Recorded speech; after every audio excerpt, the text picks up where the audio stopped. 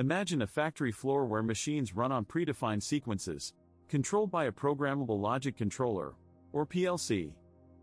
Now, consider the challenge of allowing operators to customize these sequences via an HMI, human-machine interface. This isn't about tweaking individual steps but creating entire macro sequences. For example, if you have function blocks A, B, C, and D, how do you enable the operator to compose any sequence, ensuring the previous phase completes before the next begins? And how do you allow the operator to change this sequence on the fly? This is a complex problem that requires a deep understanding of both the PLC software and the logical flow of operations. Let's dive into the intricacies of implementing such a system. To understand dynamic sequences, imagine a warehouse where each product must be processed through different stations before reaching the final destination. Each station represents a function block, and the sequence of stations can change based on the product type. In PLC programming, dynamic sequences allow operators to define the order of these function blocks via an HMI. This means creating a system where each block has start and end conditions, and the sequence is stored as a vector of these conditions. The sequencer then interprets this vector to execute the blocks in the specified order. This approach allows for flexibility, enabling sequences like B, C, A, B, D, C, B, with possible pauses or operator interventions. The key is to design the logic before coding to ensure a smooth implementation.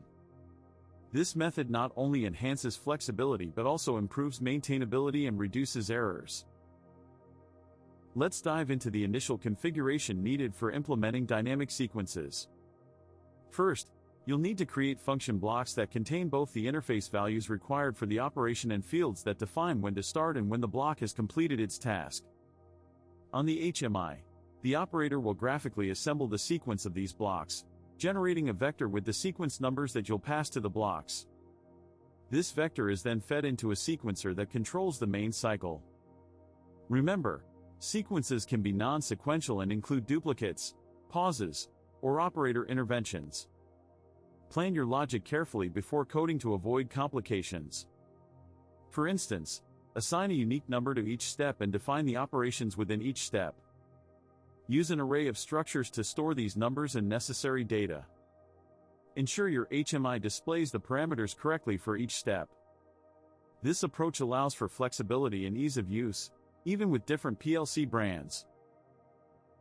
Now, let's dive into the execution logic for dynamic sequences. Imagine each block function as a step in a choreographed dance, where the operator is the choreographer. To implement this, you'll need to create a dynamic array that stores the sequence of steps. Each element in this array should contain a unique identifier for the step and the parameters required to execute it. When the operator selects a step, it's added to the array. The PLC then reads this array sequentially, executing each step only after the previous one has completed. This ensures a smooth and controlled process flow. Remember, the key here is to maintain a logical order and ensure each step is fully executed before moving on to the next. When implementing dynamic sequences, consider edge cases and optimization. For instance, if a sequence contains duplicate phases or non-sequential steps, ensure your logic accounts for these variations. Use flags to indicate phase completion and avoid redundant processing. For optimization, minimize data transfers between the HMI and PLC by using efficient data structures. Consider using a bitmapped array to track phase completions instead of individual flags. This reduces memory usage and speeds up processing.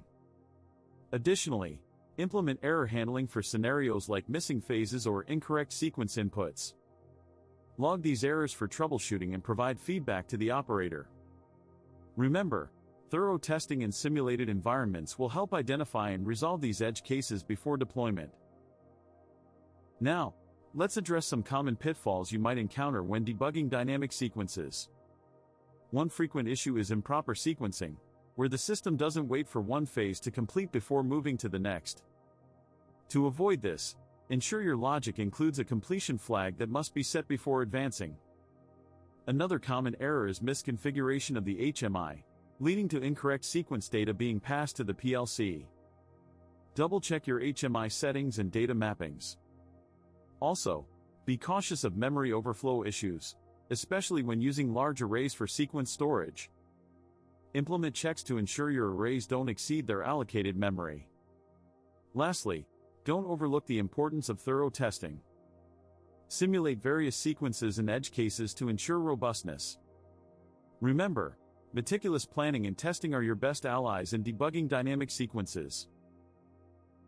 To wrap up, let's distill the essence of implementing dynamic sequences in your PLC software. First, understand the problem: static sequences limit flexibility. The promise: dynamic sequences offer unparalleled adaptability. Core mechanism: use function blocks with defined start and end conditions. Practical execution: build an HMI interface for sequence assembly and employ a vector-driven sequencer. Expert nuance: account for non-sequential, duplicated steps and operator interventions.